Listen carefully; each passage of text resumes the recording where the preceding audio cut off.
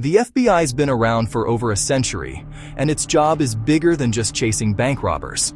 It investigates threats that cross borders, terrorism, corruption, and plots that could destabilize entire regions. Right now, it's digging into a failed coup attempt in the Democratic Republic of the Congo in 2024. Angle comes in.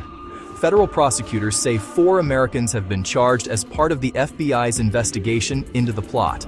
The allegations include planning financing and recruiting.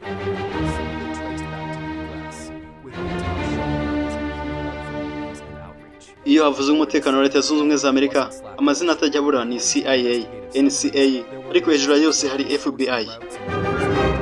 FBI ni urwego rumaze imyaka irenga 100 rufite uruhare rukomeye mu gucunga umutekano w'igihugu, kurwanya iterabwoba, ruswa, ibyaha bikomeye n'imitwe mpuzamahanga y'abanyabyaha. Uyu munsi hano kuri HD Global Media tugiye kubagezaho amateka ya FBI, inshingano zayo, ibikorwa bikomeye yakoze, nuko yagize uruhare mu mateka ya Amerika n'isi muri rusange. Ibi tubiteruye kubera iki?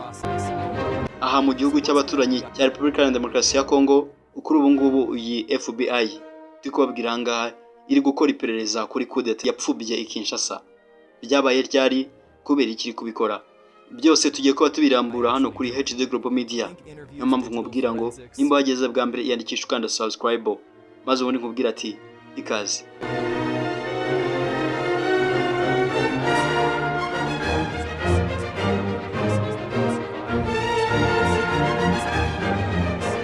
Urwego rw'ubugenzacyaha rwa Leta Zunze Ubumwe za Amerika FBI ruri gukora iperereza ku igerageza ryo guhirika ubutegetsi bwa Repubulika ya Demokarasi ya Kongo ryabaye muri 2024. Ni mu gitondo cya tariki 19 Gicurasi 2024, aho bitwaje intwaro bari bayobowe n'umunyekongo ufite ubwenegihugu bwa Amerika Christian Malanga bateye ibiro bya Perezida wa Repubulika ya Demokarasi ya Kongo batangaza ko bakuye Felix Tshisekedi ku butegetsi. Ngaye ngoko bateye kandi ingo z'abayobozi bo muri Kongo barimo wahoze ari Minisitiri w'Ubukungu Vital Kamerhe, bica bamwe mu barurindaga, bagira no kurw'uwari Minisitiri w'Ingabo Jean Pierre Bemba. Abasirikare barinda Tshisekedi bahanganye bikomeye n'aba bantu ku biro by'umukuru w'igihugu, bica Malanga, bata muri yombi abandi benshi barimo umuhungu wa Malanga witwa Marcel n'abandi bafite ubwenegihugu bwa Amerika, Tyler Thompson, Benjamin Zalimani Poruna na Joseph Peter. Abafatiwe ku biro by'umukuru w'igihugu bakatiwe igihano cy'urupfu, ariko ku bafite ubwenegihugu bwa Amerika habaye ibiganiro. Leta ya Kongo ibohereza i Washington muri Mata 2025 kugira ngo bakurikiranwe n'igihugu bakomokamo. Inkuru ikomeza igira iti, Minisiteri y'Ubutabera ya Amerika yatangaje ko ibakurikiranyeho umugambi wo gushyigikira ibikorwa by'iterabwoba, gukoresha intwaro zangiza byinshi, kugaba ibitero ku bikorwa remezo bya leta, umugambi wo kwica cyangwa gushimuta.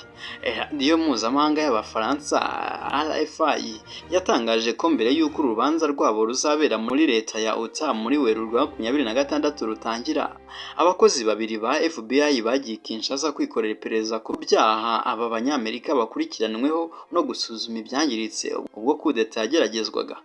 Muho byateganyijwe ko abakozi ba FBI bazaba barimo abo mu nzego zose zagize uruhare muri dosiye y'iyi coup d'etat, barimo abashinzwe iperereza, abashinjacyaha, abanyamategeko bunganiye abahamijwe icyaha ndetse n'abacamanza.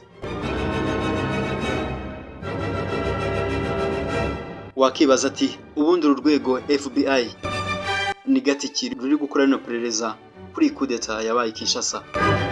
FBI mu busanzwe mu magambo arambuye ni Federal Bureau of Investigation, yashinzwe mu mwaka w'1908.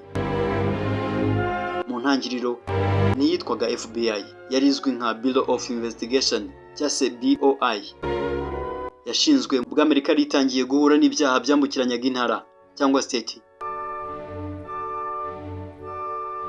Aha kandi icyo gihe abanyabyaha birirwaga mu cyoho cy'amategeko kuko polisi ya leta imwe itashoboraga gukorera mu yindi.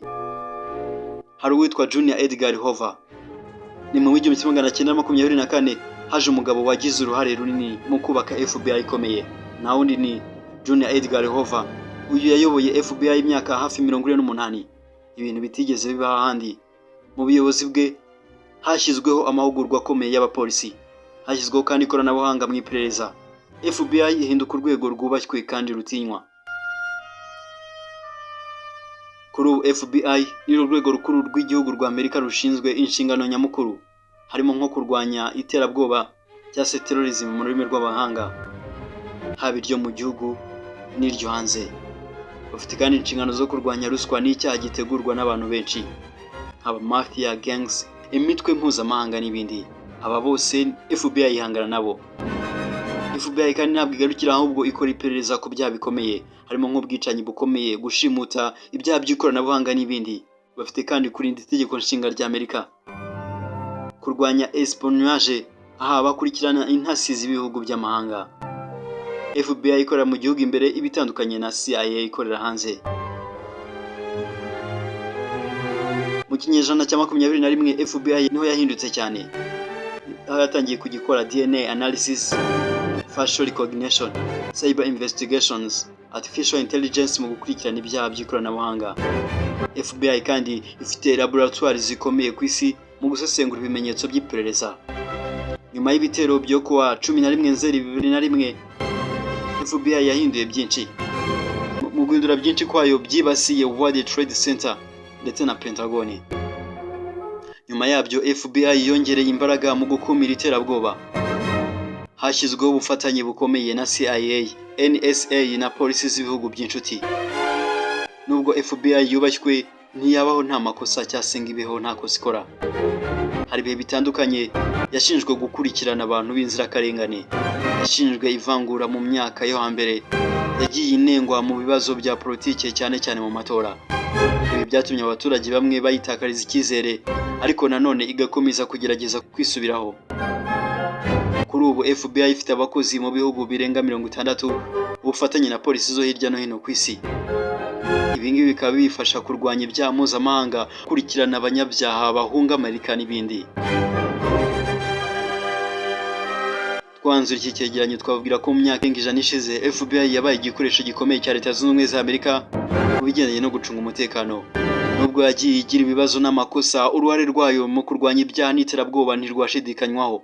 FBI igaragaza ko umutekano w'igihugu usaba amategeko, ikoranabuhanga n'abantu biteguye kurinda igihugu cyabo uko byagenda kose. Reka nsoze mbabwira ati murakoze gukurikira documentaire kuri HD Global Media. Ntimwibagirwe gukanda subscribe, like no gusangiza abandi. Ibi byose murabikora kugira ngo dukomeze kubagezaho inkuru zisesenguye ku isi yacu ya none, icyegeranyo, amakuru mu mikino ndetse n'asanzwe muri rusange. Njye nitwa Dani Hambo. Ciao ciao. And the consequences follow you home.